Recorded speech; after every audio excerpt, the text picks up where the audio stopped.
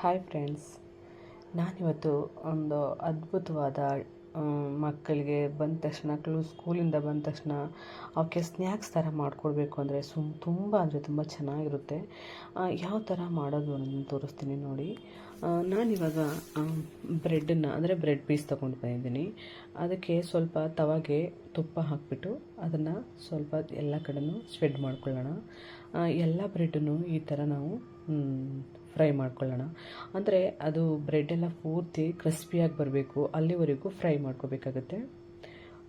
ಅದನ್ನೆಲ್ಲ ಫ್ರೈ ಮಾಡ್ಕೊಂಡಾದಮೇಲೆ ನೋಡಿ, ಗ್ಯಾಸನ್ನು ಸ್ಲೋವಲ್ಲಿ ಇಟ್ಕೊಂಡು ಫ್ರೈ ಮಾಡ್ಕೋಬೇಕು. ಅದನ್ನು ಫ್ರೈ ಮಾಡ್ಕೊಂಡಾಗ ಮೆತ್ತಗೆ ಇರಬಾರ್ದು. ನಾನಿವಾಗ ನೋಡಿ ಎಲ್ಲ ಬ್ರೆಡ್ಡನ್ನು ನಾವೆಷ್ಟು ತಗೋತೀವೋ, ನಿಮ್ಮ ಮನೆಗೆ ನೀವು ಎಷ್ಟು ಮಾಡ್ತೀರೋ ಅಷ್ಟನ್ನು ನೀವು ಈ ಥರ ಫ್ರೈ ಮಾಡ್ಕೊಳ್ಳಿ, ಚೆನ್ನಾಗಿರುತ್ತೆ. ಎಲ್ಲನೂ ಫ್ರೈ ಮಾಡಿಕೊಂಡು ನಾನು ಅಂದರೆ ನಮಗೆಷ್ಟು ಬೇಕು ಬ್ರೆಡ್ಡನ್ನು ಅಷ್ಟು ಬ್ರೆಡ್ನ ಫ್ರೈ ಮಾಡಿಕೊಂಡು ಗ್ಯಾಸನ್ನು ಆಫ್ ಮಾಡಿಬಿಡ್ತೀನಿ. ತವದಲ್ಲೇ ಇಟ್ಕೊಂಡು ಗ್ಯಾಸನ್ನು ಆಫ್ ಮಾಡ್ಕೋಬೇಕಾಗುತ್ತೆ. ಯಾಕೆಂದರೆ ಅದು ಗ್ಯಾಸ್ ಅಂದರೆ ತವ ಬಿಸಿ ಇರುತ್ತಲ್ಲ, ಅದು ಹಾಗೆಯೇ ಕ್ರಿಸ್ಪಿ ಆಗುತ್ತೆ, ತುಂಬ ಚೆನ್ನಾಗಿರುತ್ತೆ. ಮತ್ತು ನಾನಿವಾಗ ಅದನ್ನ ಹಾಕಿ ಇಟ್ಬಿಟ್ಟು ಅದನ್ನು ಹಾಗೆಯೇ ಇಟ್ಬಿಡ್ತೀನಿ. ಗ್ಯಾಸನ್ನು ಆಫ್ ಮಾಡಿದ್ದೀನಿ. ಅದಾದಮೇಲೆ ನಾನಿವಾಗ ಒಂದು ಮಾಮೂಲಿ ಜಾರ್ ತಗೊಂಡು ಒಂದು ಟೊಮೊಟೊ ಮತ್ತು ಒಂದು 2 ಹಸಿಮೆಣಸಿನ್ಕಾಯಿ, ಶುಂಠಿ, ಬೆಳ್ಳುಳ್ಳಿ ಮತ್ತು ಒಂದು ಈರುಳ್ಳಿ ಸಿಂಪಲಾಗಿ ಇಷ್ಟನ್ನು ಹಾಕ್ಕೊಂಡು ರುಬ್ಕೊಳ್ಳಿ. ನೀರು ಹಾಕಬಾರ್ದು, ಹಾಗೆಯೇ ರುಬ್ಕೋಬೇಕು. ಹಾಗೆಯೇ ನಾವು ಫ್ರೈ ಮಾಡಿ ಇಟ್ಕೊಂಡಿದ್ವಲ್ಲ ಬ್ರೆಡ್ಡನ್ನು ನೋಡಿ, ಎಲ್ಲ ತುಂಬಾ ಒಂಥರ ನಾವು ಚಕ್ಲಿ ತಿಂತೀವಲ್ಲ ಆ ಥರ ಬರಬೇಕು, ಅದು ಹಂಗಿರಬೇಕು.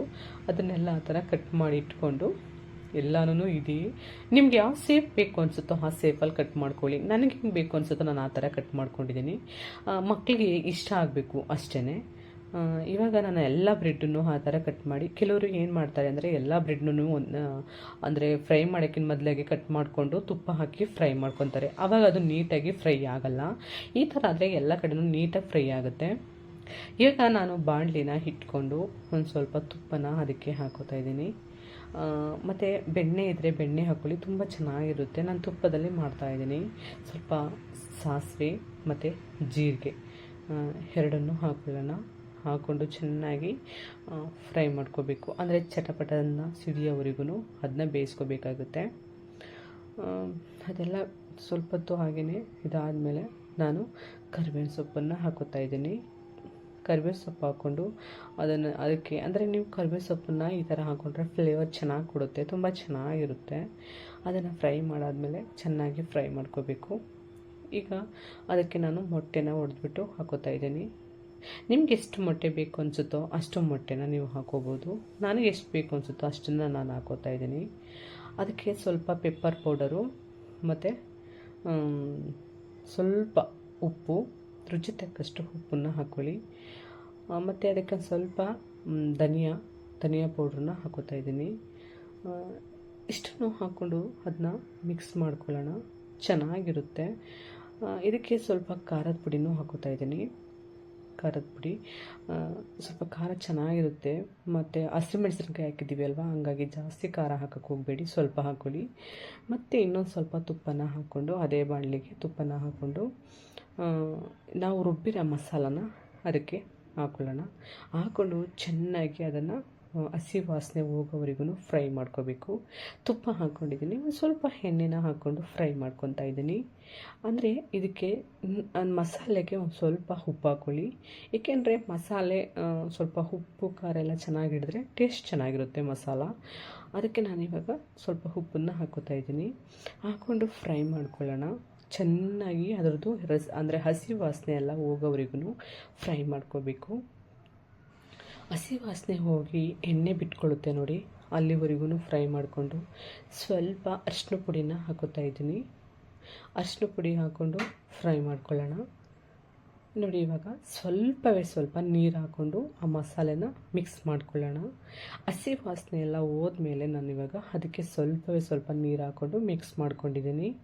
ಮಿಕ್ಸ್ ಮಾಡಿಕೊಂಡು ನೋಡಿ, ಅದೊಂದು ಸ್ವಲ್ಪ ಕುದ್ಮೇಲೆ ನಾನು ಮೊಟ್ಟೆನ ಫ್ರೈ ಮಾಡಿ ಇಟ್ಕೊಂಡಿದ್ದೆನಲ್ಲ, ಅದು ಸ್ಕಿಪ್ ಆಗೋಗಿದೆ, ಅದನ್ನು ಹಾಕ್ಕೊಳ್ಳಿ ನೀವು. ಈಗ ನಾವು ಪೀಸ್ ಮಾಡ್ಕೊಂಡಿರೋ ಬ್ರೆಡ್ಡನ್ನು ಹಾಕೋತಾ ಇದ್ದೀನಿ. ಅದನ್ನು ಹಾಕ್ಕೊಂಡು ಮಿಕ್ಸ್ ಮಾಡ್ಕೊಳ್ಳೋಣ ಮಸಾಲಾಗೆ. ಮಸಾಲ ಮತ್ತು ಮೊಟ್ಟೆ ಇಷ್ಟನ್ನೆಲ್ಲ ಹಾಕ್ಕೊಂಡು ಮಿಕ್ಸ್ ಮಾಡ್ಕೊತಾ ಇದ್ದರೆ ತುಂಬ ಅಂದರೆ ತುಂಬ ಚೆನ್ನಾಗಿರುತ್ತೆ. ನೀವು ಈ ಥರ ಮಾಡ್ಕೊಳ್ಳಿ, ನಿಮಗೂ ತುಂಬ ಇಷ್ಟ ಆಗುತ್ತೆ ಈ ಥರ ಮಾಡಿಕೊಂಡ್ರೆ. ಅದಾದಮೇಲೆ ಮಿಕ್ಸ್ ಮಾಡಿಕೊಂಡು ನೋಡಿ, ಈ ಥರ ಮಿಕ್ಸ್ ಮಾಡ್ಕೋಬೇಕು. ಇನ್ನೊಂದು, ನೀವು ಜಾಸ್ತಿ ನೀರನ್ನು ಇಡೋಕ್ಕೆ ಹೋಗ್ಬೇಡಿ, ಏಕೆಂದರೆ ಬ್ರೆಡ್ ಎಲ್ಲ ಪೂರ್ತಿ ನೀರಾದರೆ ಮೆತ್ತಗಾಗ್ಬಿಡುತ್ತೆ, ಆವಾಗಷ್ಟು ಕ್ರಿಸ್ಪಿಯಾಗಿ ಬರಲ್ಲ. ಎಲ್ಲ ಬ್ರೆಡನ್ನು ಇದೇ ಥರ ಮಾಡಿಕೊಂಡು ಇಮ್ಮಿಡಿಯೇಟ್ಲಿ ಮನೇಲಿ ಯಾರ್ಯಾರು ತಿಂತಾರೋ ಅದನ್ನು ಕೊಟ್ಟುಬಿಡಬೇಕು, ಇಲ್ಲಾಂದರೆ ಮೆತ್ತಗಾಗ್ಬಿಡುತ್ತೆ.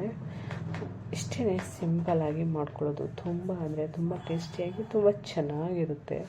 ಇಷ್ಟ ಆದರೆ ಲೈಕ್ ಮಾಡಿ, ಕಮೆಂಟ್ ಮಾಡಿ, ಸಬ್ಸ್ಕ್ರೈಬ್ ಮಾಡ್ಕೊಳ್ಳಿ, ಬೆಲ್ ಬಟನ್ನ ಫ್ರೆಶ್ ಮಾಡಿ ನಿಮ್ಮ ಫ್ರೆಂಡ್ಸ್ಗಳಿಗೆಲ್ಲ ಶೇರ್ ಮಾಡ್ಕೊಳ್ಳಿ. ಫ್ರೆಂಡ್ಸ್, ಮಕ್ಕಳುಗಳಿಗೆ ಬಂದ ತಕ್ಷಣ ಇದನ್ನು ಹಾಕಿ ಕೊಡ್ತಾಯಿದ್ರೆ ತುಂಬಾ ಇಷ್ಟಪಡ್ತಾರೆ. ಮಕ್ಕಳು ತುಂಬ ಇಷ್ಟಪಟ್ಟು ತಿಂತಾರೆ. ಆವಾಗ ನೀವು ಒಂದು ಸಲ ಟ್ರೈ ಮಾಡಿ ನೋಡಿ, ಈ ಥರ ನಿಮ್ಗೆ ಇಷ್ಟ ಆಗೇ ಆಗುತ್ತೆ.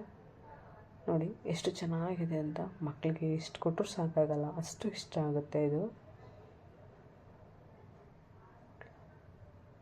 ನೋಡಿ ಫ್ರೆಂಡ್ಸ್, ನೀವೊಂದು ಸಲ ಟ್ರೈ ಮಾಡಿ ನೋಡಿ. ನಿಮಗೂ ಇಷ್ಟ ಆದರೆ ಪ್ಲೀಸ್ ಸಪೋರ್ಟ್ ಮಾಡಿ. ನೋಡಿ ಎಷ್ಟು ಚೆನ್ನಾಗಿ ಕಾಣಿಸ್ತಾ ಇದೆ ಅಂತ. ಸಖತ್ ಟೇಸ್ಟಿಯಾಗಿತ್ತು ಮತ್ತು ತುಂಬಾ ಚೆನ್ನಾಗಿತ್ತು. ತುಂಬ ಅಂದರೆ ತುಂಬ ಚೆನ್ನಾಗಿತ್ತು. ಒಂದು ಸಲ ನೀವು ಈ ಥರ ಟ್ರೈ ಮಾಡಿ ನೋಡಿದ್ರೆ ನಿಮಗೂ ಇಷ್ಟ ಆಗೇ ಆಗುತ್ತೆ. ನೋಡಿಬಿಟ್ಟು ಅಯ್ಯೋ ಅನ್ನೋದಕ್ಕಿಂತ ನೀವು ಒಂದು ಸಲ ಮಾಡಿ ನೋಡಿದಾಗಲೇ ನಿಮಗೆ ಗೊತ್ತಾಗೋದು. ಓಕೆ ಫ್ರೆಂಡ್ಸ್, ಬಾಯ್.